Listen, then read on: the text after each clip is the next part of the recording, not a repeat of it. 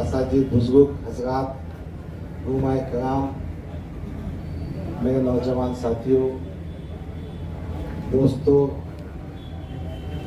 ये जो आज की मीटिंग और दावत मुनाकिद की गई है, कल रात में हमारे कुछ साथियों ने मुझसे गुफ्तगू की, मुझसे बहुत सारी बातें पूछी। ख़ास तौर पर 2024 के असेंबली इंतखाबात, इस हल्के असेंबली के बारे में मुझसे पूछा। बहुत सारी बातें मैं उनसे कहना चाहता था, फिर मेरे जहन में आया एक अपने हमख़ियार, अपने चाहने वाले, अपने से मोहब्बत करने वाले, उनके साथ बैठ कर गुफ्तगू की जाए। मेरे दो साथियों ने आगे बढ़कर आज की दावत का एहतमाम किया है। मैं उन दोनों साथियों का, हमीद भाई, अब्दुल रहीम भाई, इनका शुक्रगुजार हूँ। आप तमाम का भी शुक्रगुजार हूँ कि आप मेरी साथियों की दावत पर यहाँ पहुँचे हैं। यकीनन गुज़िश्ता कई सालों से आपकी सरपरस्ती में, आपकी मदद से मैं सियासत में काम कर रहा हूँ। 2014 के असेंबली इंतखाबात में कुछ हज़ार से अपने को शिकस्त हुई। 2019 का आपके सामने है। 2019 से हम मेहनत कर रहे थे और कर रहे हैं, मगर मेरे और पार्टी के जो मामलात थे, वो मुझसे पूछ रहे हैं आपके टिकट का क्या हुआ। वो मुझसे पूछ रहे हैं आपने फॉर्म क्यों नहीं भरा। तो मैं चाहता हूँ पब्लिकली, ख़ास तौर पर उन साथियों को बताऊं जो मेरे लिए कंधे से कंधा लगाकर दिलो जान से काम करें। वक्त आने पर मीडिया और प्रेस को बताया जाएगा, मगर मैं जानता हूँ ये हजरात मेरी हमदर्दी में कम, उनके टीआरपी में ज़्यादा आए हैं। आने दीजिए, कोई छुपाने की बात नहीं है। शुक्रिया शुक्रिया। नहीं भाई, आपका मामला मीडिया का मामला है। यकीनन हम आपके भी शुक्रगुजार हैं। देखिए, जब पार्लियामेंट के इंतखाबात हो रहे थे, ताज विवांता होटल में मोहतरम बैरिस्टर असदुद्दीन अवैसी साहब ने इम्तियाज जलील, इब्तिसाम, इन दोनों की मौजूदगी में मुझसे कहा था कि आपको हम मशरक़ी हल्के असेंबली का टिकट भी देंगे, चुनकर भी आएंगे, खर्चा भी बर्दाश्त करेंगे और ये सीट गिफ्ट में देंगे। मैं बहुत मुतमईन हुआ जब 9 सितंबर को वक्फ के एक्ट पर मीटिंग हुई। वो मीटिंग में मैं मौजूद था। वक्फ एक्ट की मीटिंग हज हाउस में हुई थी। उसके बाद एक प्रेस कॉन्फ्रेंस हुई। उन्होंने असेंबली के 5 उम्मीदवारों के नाम डिक्लेयर किए। मुझे थोड़ा धक्का बैठा, मेरा नाम क्यों नहीं आया। मैं इस पसोपेश में था, हो सकता कोई मसलियत होगी, अपना कायद है, उन पर एतमाद करना चाहिए। फिर उसके बाद मुख्तलिफ अफवाहें, मुख्तलिफ बातें सुनने को मिली। मैंने सोचा हम इतनी मेहनत कर रहे हैं, क्यों ना डायरेक्ट और राष्ट्र उनसे जाकर बात की जाए। 21 सितंबर को मैं हमारे ड्राइवर इरफान के साथ बाय एयर हैदराबाद गया, दारुस्सलाम पहुंचा। साहब का कोई प्रोग्राम चल रहा था। मैं उनकी गाड़ी के पास जाकर खड़ा। मैंने असदुद्दीन अवैसी साहब से कहा, साहब मुझे 5 मिनट का वक्त दीजिए, मुझे आपसे अहम और ज़रूरी बात करनी है। उन्होंने कहा नहीं, मुझे स्कूल के फंक्शन में जाना है। मैंने कहा भाई मैं आपकी गाड़ी में बैठता हूँ, मेरी बात सुन लीजिए। उन्होंने पूछा है कब तक है आप? मैंने कहा मैं जब तक आपसे बात नहीं हुई थी उसके लिए मैं आया हूँ। वह शाम के मुशायरे में आप आ जाइए। ठीक है, अब कायद है, पार्टी के सुप्रीमो है, बात को सुनना पड़ेगा। मैं वापस होटल पर आया, मैं सोचते रहा। मैंने एक व्हाट्सएप डाला, फिर उनका जवाब आया, फिर मैंने व्हाट्सएप डाला। वो व्हाट्सएप भी मैं पब्लिक की डिक्लेयर करूंगा, बताऊंगा। मेरे समझ में ये आया कि पार्टी सुप्रीमो के पास मेरे लिए जो गुज़िश्ता 10 साल से पार्टी का काम कर रहा है और माली मामलात में अल्लाह के फजल करम से बेदाग हूं, जेब से पैसे खर्चता हूं। मैंने लाखों करोड़ रुपये पार्टी के लिए कौम मिलत के लगाए हैं। मैंने कोई एहसान नहीं किया, मैंने अपना हक अदा किया। मैं महाराष्ट्र का कारगुजार सदर था, जहां मॉब लिंचिंग वहां पहुंचा, मगर मुझे थोड़ा सा तकलीफ हुई। मैं मुशायरे में नहीं गया। सुबह की फ्लाइट से मैं वापस आ गया और दिन भर सोचते रहा। फिर मैंने सोचा एक खत तहरीरी शक्ल में अपन बैरिस्टर असद नबी साहब को देना चाहिए। वो खत मैंने 23 तारीख को भेजा, उनको 5 बजे मिला। वो खत की कॉपी आपको दे देता हूँ, अल्लाह ने चाहा तो चंद दिनों में अखबार में भी छाप दूंगा। वो खत मैंने उर्दू में तहरीर किया था। मैंने उसका हिंदी में जो देवनागरी लिपि में लिखा हूँ, पहले मैं आपको खत पढ़कर सुना देता हूँ। वो खत कुछ इस तरह है। मोहतरम असदुद्दीन अवैसी साहब, कौमी सदर मजलिस इत्तेहाद मुस्लिमीन और मेंबर ऑफ पार्लियामेंट हैदराबाद, अस्सलाम वालेकुम रहमतुल्लाहि व बरकातुहू। उम्मीद के मिजाज ग्रामी बखैर होंगे। हफ्ते के दिन बतारीख 21 सितंबर आपसे मुलाकात हुई। फिर व्हाट्सएप पे मैसेजेस आप तक पहुंचे, आपका जवाब भी आया। मैंने ये महसूस किया कि मैं अपनी बात आप तक सही और मुकम्मल अंदाज में पहुंचा नहीं सका, इसलिए इस तहरीर के जरिए आपको अपनी बात बता रहा हूं। सदर मोहतरम, मेरी उम्र 67 साल की हो चुकी है और मैं समझता हूं 2024 असेंबली इलेक्शन मेरी जिंदगी का आखिरी इलेक्शन हो सकता है। 2014 के असेंबली इलेक्शन में मैंने पहली बार मजलिस के टिकट पर 60,000 वोट लिए थे। 2014 से 2019 तक मैंने मेहनत की। 2019 में 80,036 वोट हासिल किए। अब यहाँ के जो पॉइंट्स है वो सुन लीजिए। 2019 में मेरा टिकट बहुत देर से डिक्लेयर हुआ, जिसके नतीजे में गैर यकीनी कैफियत सूरत हाल थी। समाजवादी पार्टी और एमआईएम महाराष्ट्र के दूसरे असेंबली हलकों में गठजोड़ हुआ, मगर मेरी गुजारिश के बावजूद मेरे मशरकी हल्के असेंबली में समाजवादी उम्मीदवार करीम कुरैशी आया और 5,555 वोट खाया। इस तरह नुकसान हुआ। उस जमाने में अभी कुछ भी नहीं है, मैं बता रहा आपको। मैं आपके पास सुना देता हूँ। आसिम बिखार साहब हमारे उत्तर प्रदेश के प्रभारी स्पोक्स पर्सन थे। 2019 में उनका मुझे फोन आया।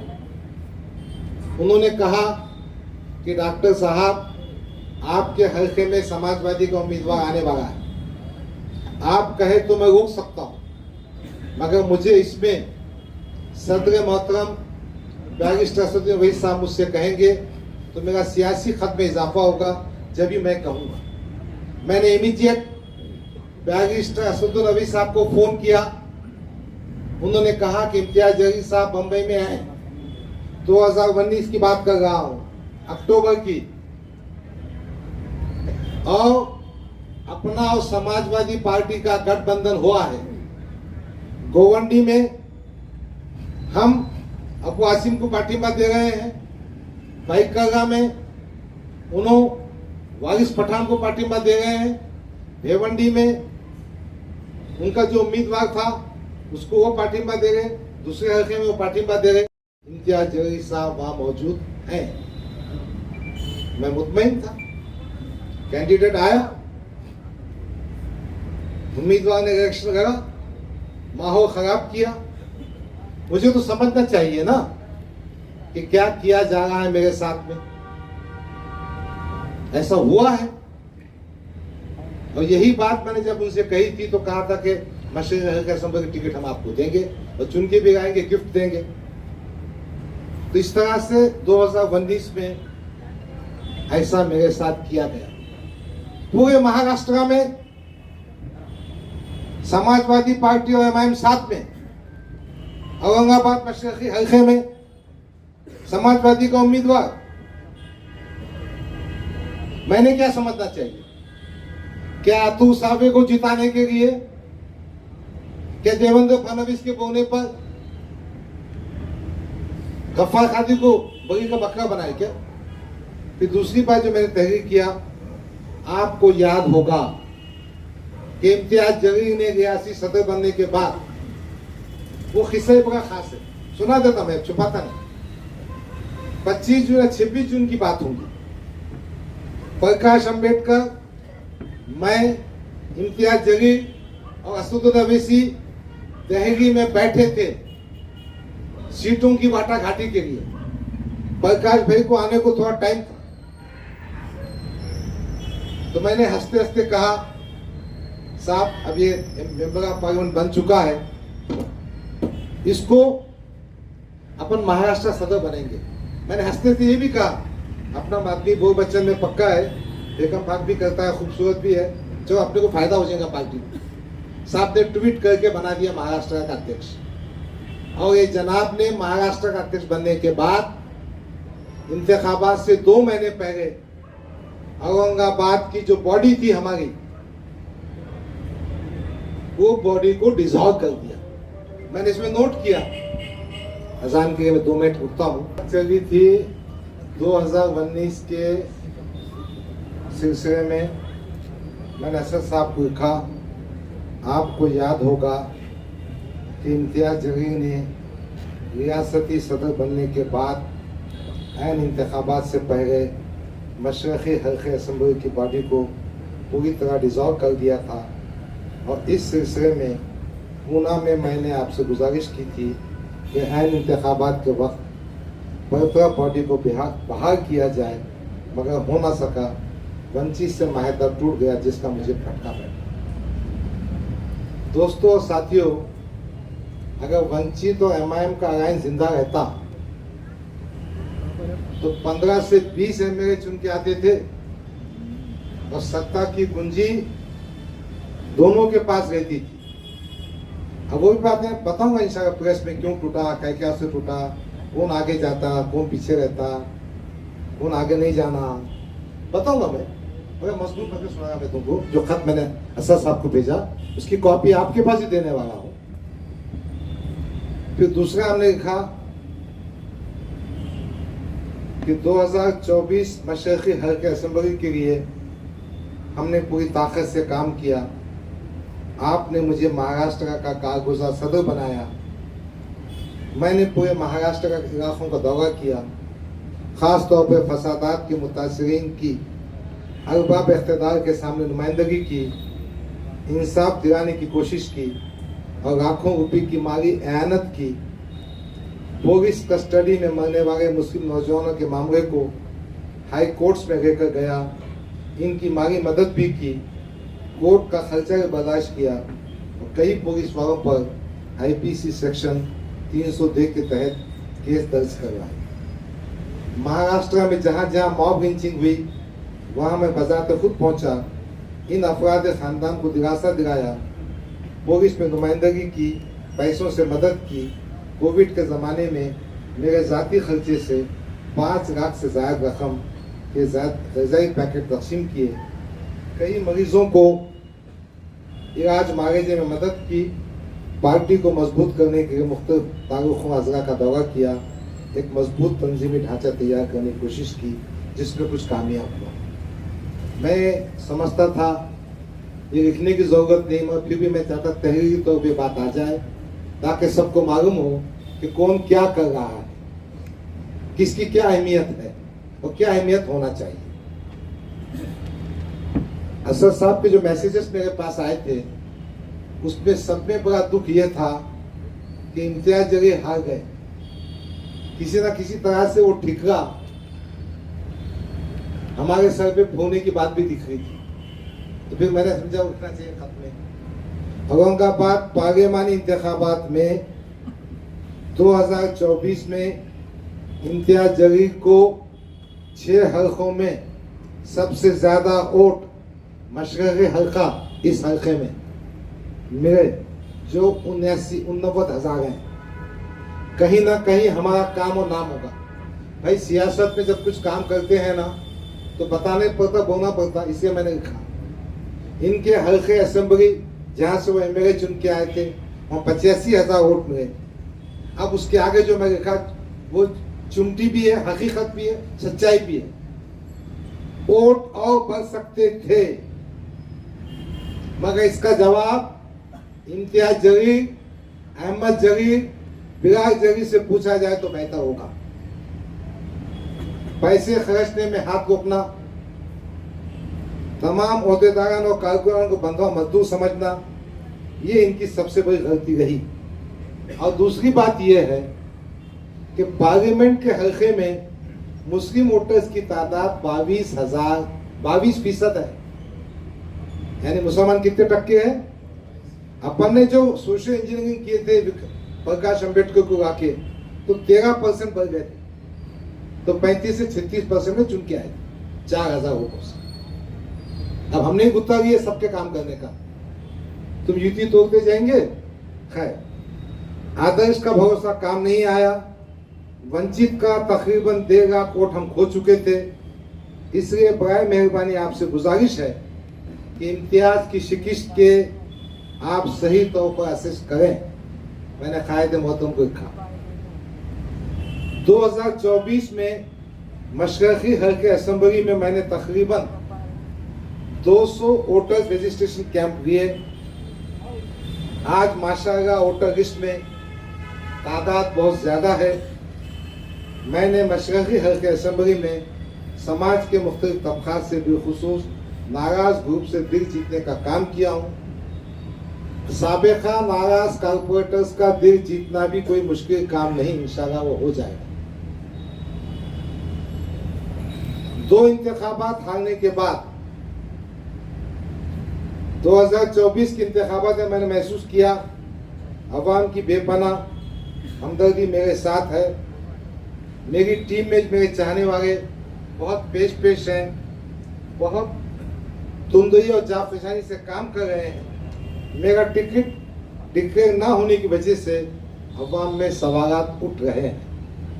मुझे औरंगाबाद मशरक़ी हल्के असेंबली से इलेक्शन लड़ना है, किसी दूसरे हल्के से नहीं।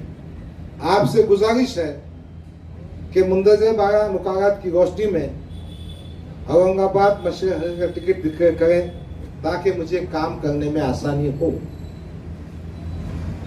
अगर आप टिकट देना नहीं चाहते हैं तो बराए कम इतना एहसान तो कीजिए, मुझे बता दीजिए। यही बात करने के लिए मैंने 5 मिनट का वक्त मांगा था।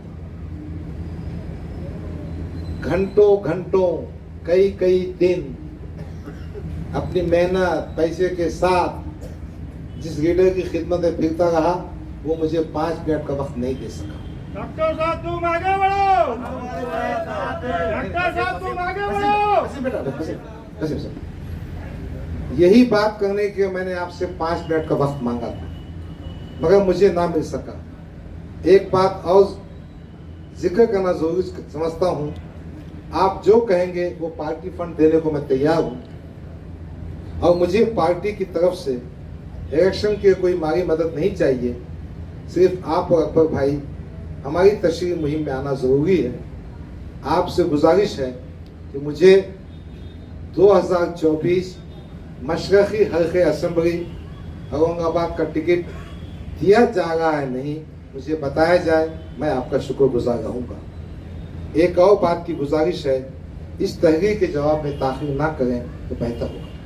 मैंने ये ख़त 23 तारीख को मोहतरम बैरिस्टर असद नकवी साहब को भेजा, शाम में 5 बजे व्हाट्सएप और मेल के जरिए भेजा हूँ, उसका रिकॉर्ड मेरे पास मौजूद है।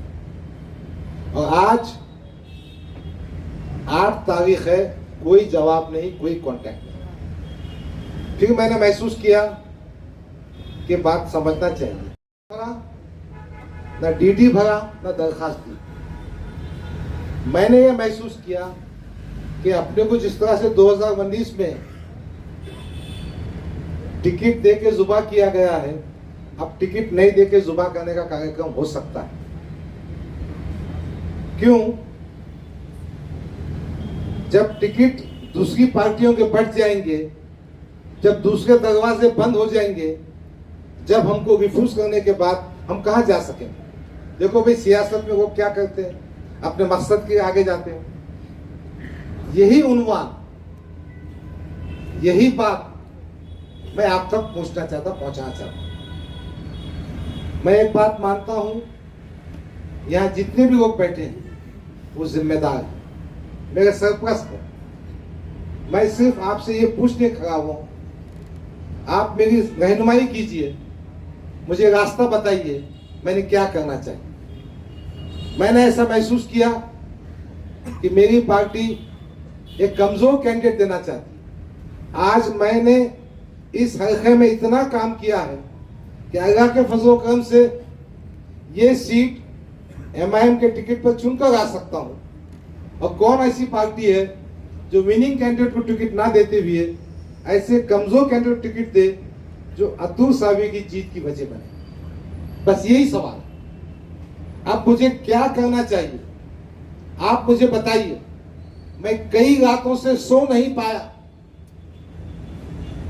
मेरे अफराद खानदान मुझसे पूछते हैं कि गफ्फार कादरी, तुमने यहाँ 5 लाख दिए, यानी 2 लाख दिए, यहाँ गए, रात में जागे, दिन में घूमे, और तुम्हारी पार्टी क्या कर रही?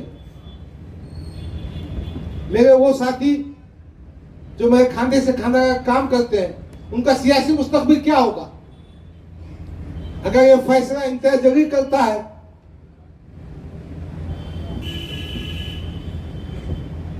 तो हमने क्या करना फिर? और असद साहब भी उनकी बात सुन के करते होंगे, तो कोई ठीक बात नहीं है।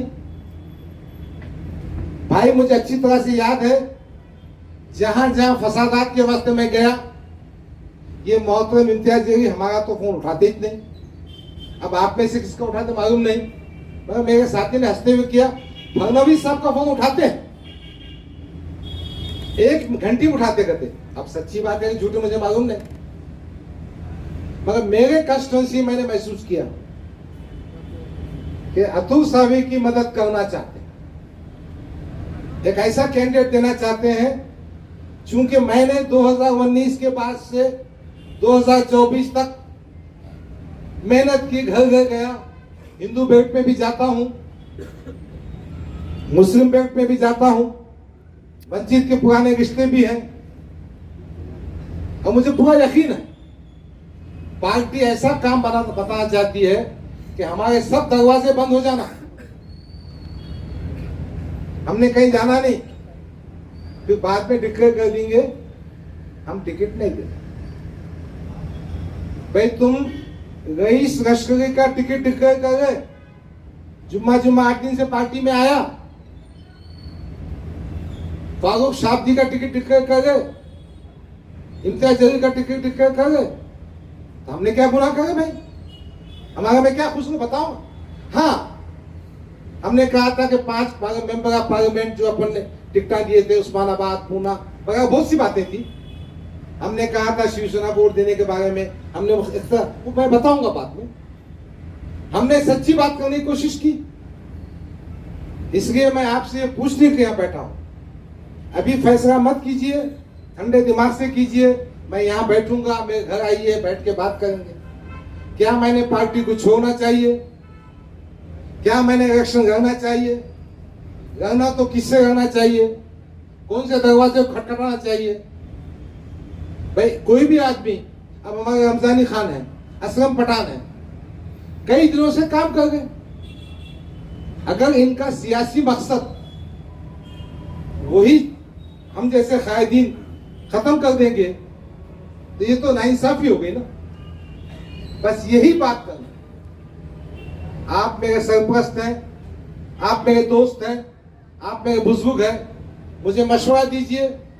मशवरा देने के बाद मेरा साथ दीजिए।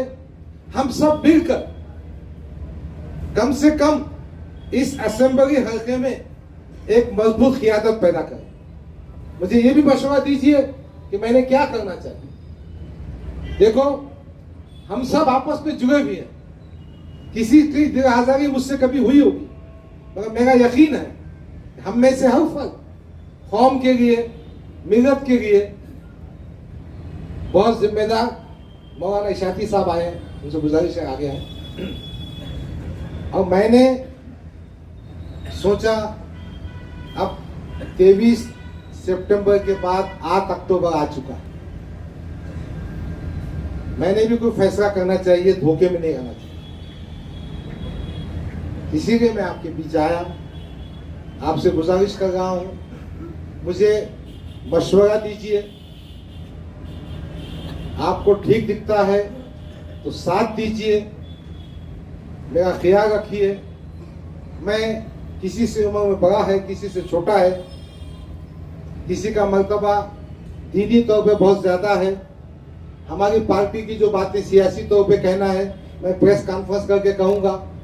अलबत्ता एक गुजारिश करूँगा कि जो खत मैंने तहरीर किया है वो कॉपी अपने साथ में ले जाएं, घर बैठकर ठंडे दिमाग से सोचें।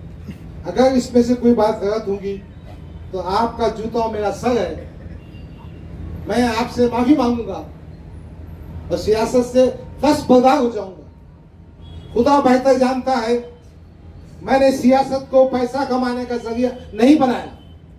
खुदा बेहतर जानता है कि फिरका परस्तों से कोई कंप्रोमाइज की बात मैं नहीं करता। खुदा जानता है मैं अपने भाइयों की इज्जत देता हूं। मैं ये कभी नहीं कहता कि कोई शख्स सियासी तौर पर मुसलमान दूसरी पार्टी में है तो मेरे जूते की नोक पे रखता हूं। मैं कभी नहीं कहूंगा। मैं कभी ये नहीं कहूंगा कि नामों से रसूल का जुलूस निकालो और संजय सिंह साठ से जाके गले मिलो, ऐसा गले मिलो जैसे बिछड़े हुए भाई। मैं ये नहीं कहता कि हम फडणवीस का फोन रिसीव करेंगे। मेरे लिए हमारे खुर्रम भाई का फोन अहम है, आप सब जानते हैं। मैंने कभी फोन रिसीव नहीं किया होगा तो मैं 15 मिनट के बाद, 1 घंटे के बाद रिटर्न कॉल मारता हूं। बस आप इन बातों को सही समझते होंगे। यकीन मैं गुनाहगार मुसलमान, मुझसे गलतियां होती होंगी, कभी किसका दिल दुखा होगा। मैं हाथ जोड़कर माफी मांगता हूं, अल्लाह के मुझे माफ कर दीजिए। दूसरी बात, क्या आप नहीं चाहते कि अच्छी क़ियादत पैदा हो? बस यही सवाल, यही मशवरा, यही बात करने के आपके बीच आया था। बहुत सारी सियासी बातें, बहुत सारी बात अंदर की बातें मेरे पास है। जब सियासी सफर आगाज होगा इंशाअल्लाह आपके सामने आऊंगा।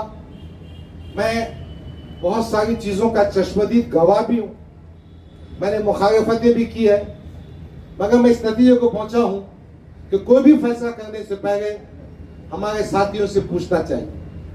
कल इत्तेफाक से कुछ मेरे साथी मेरे पास आए, वो आप दीदा हो गए, उनकी आंखों से आंसू बहने लगे।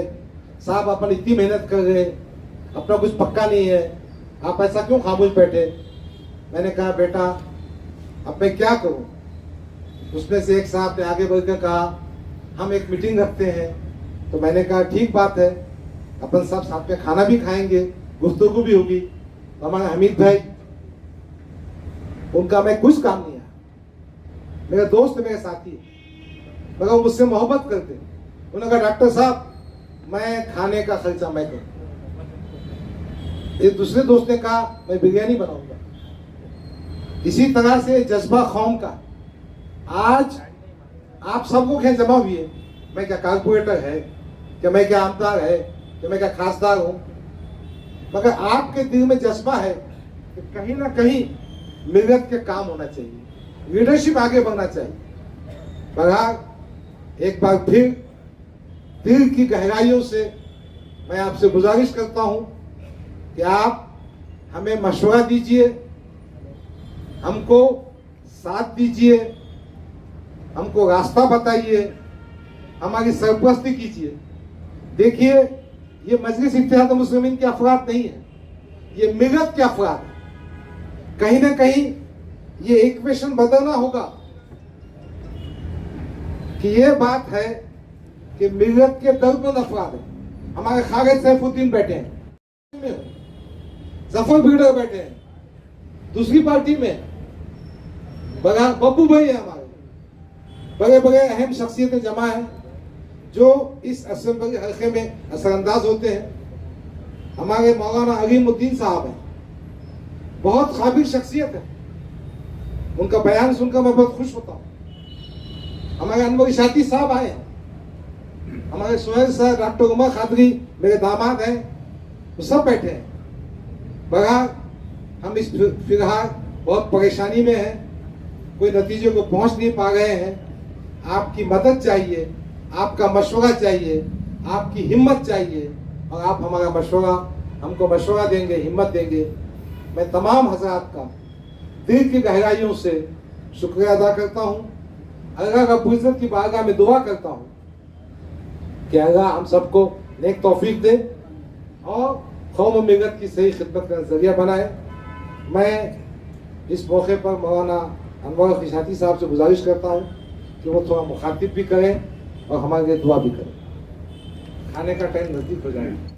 किया है फैसला करने से पहले आपसे पूछ रहा हूँ। हमारे एक साथी ने कहा हम नुमाइंदगी करना चाहते हैं, आपको जो नुमाइंदगी को मेल ID टेलीफोन नंबर दिया जाएगा। सर भाई नोट करो, आगे फेंकू दे दो। चलो दूसरा और कोई मशवरा। मोहतरम बिरादरान अजीज, मशवरा वगैरह आपका बहुत अच्छी बात है, वो पर्सनल में कर दीजिए, यहाँ दीजिए, लेकिन अब ख्यालात का इजहार इसलिए मत कीजिए कोई कि डॉक्टर साहब ने जिस दर्दमंदी से अपना दुख बयान किया है उसका तासुर खत्म हो जाएगा। अब कोई और अगर तकरीर करता है तो मेरी दरखास्त है कि आप दुआ कीजिए और अपने मशवरे डॉक्टर साहब को बाद में दीजिए या अभी दीजिए, खाने के दौरान दीजिए या अभी भी दे सकते हैं।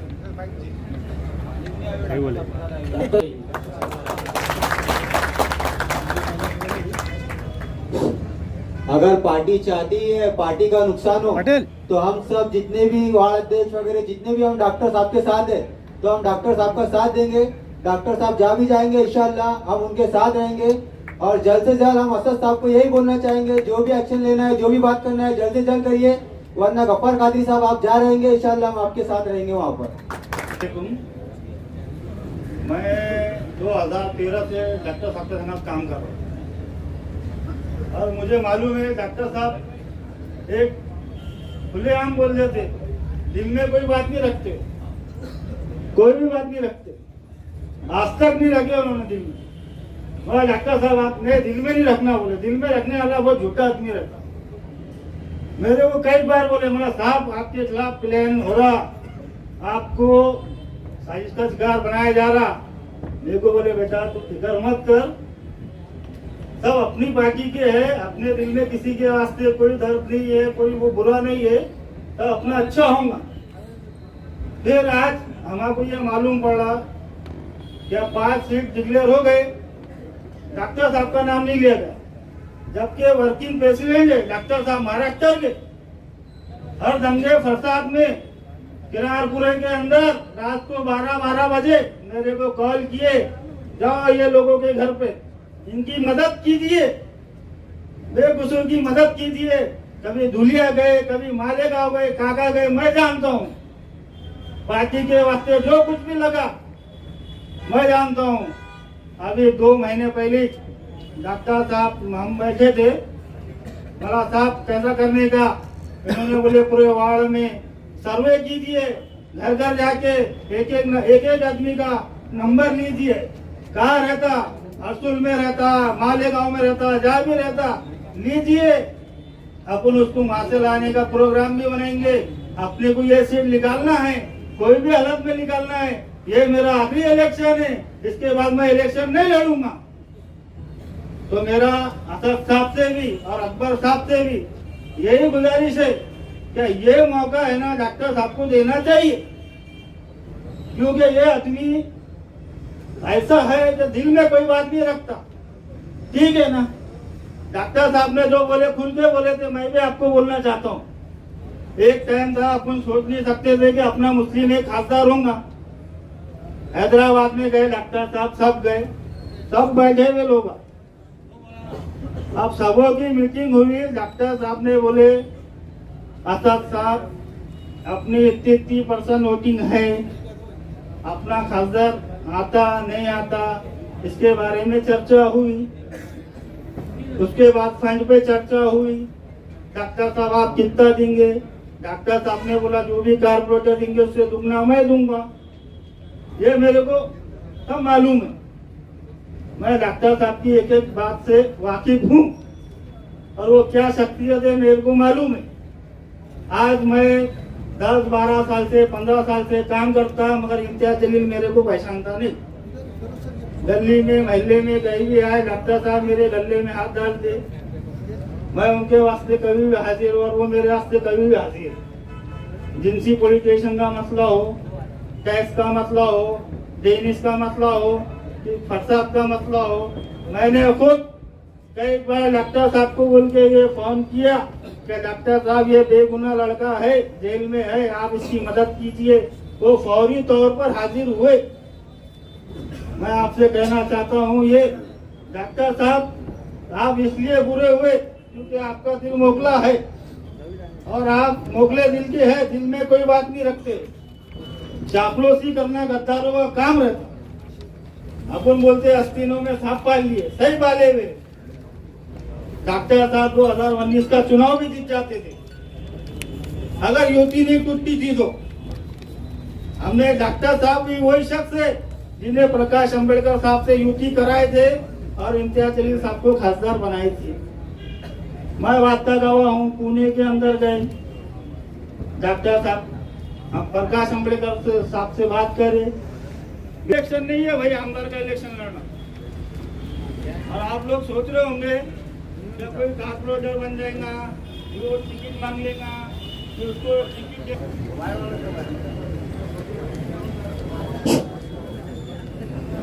हाँ, मैं वही कहना चाहता हूँ। आमदार का इलेक्शन जो लड़ते उसके 1-2 मिनट लूंगा भैया आपका, बस क्यों मैं सही बात बोल रहा हूँ, मेरे दिल में दर्द है। मेरे को अभी तक का 500 लोगों ने पूछ लिए आपके डॉक्टर साहब का क्या हुआ। मैं उनको नजदीक भी नहीं जा रहा, मैं आपसे बात भी नहीं कर सकता क्योंकि मेरे को इतनी तकलीफ है कि क्या बोलूँ। मेरे को जितनी 5 सीट का उन्होंने ऐलान किया सर साहब ने, मेरा डॉक्टर साहब का ऐलान क्यों नहीं हुआ, तो मेरे को बहुत तकलीफ हुई। आमदार इलेक्शन लड़ने के वास्ते बहुत लोगों को मैं 3 महीने से डॉक्टर साहब के संग कंटिन्यू कंधे से कंधा लगा के खड़ा था।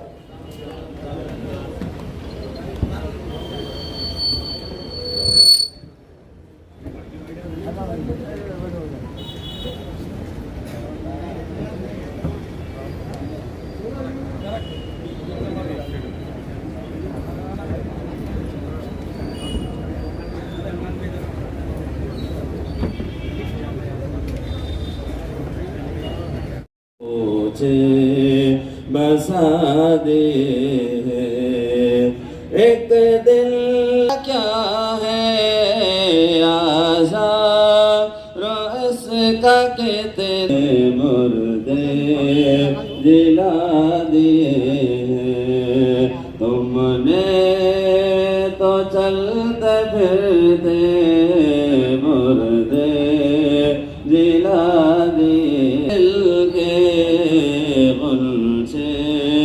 खिला दे हैं उनके निसार कोई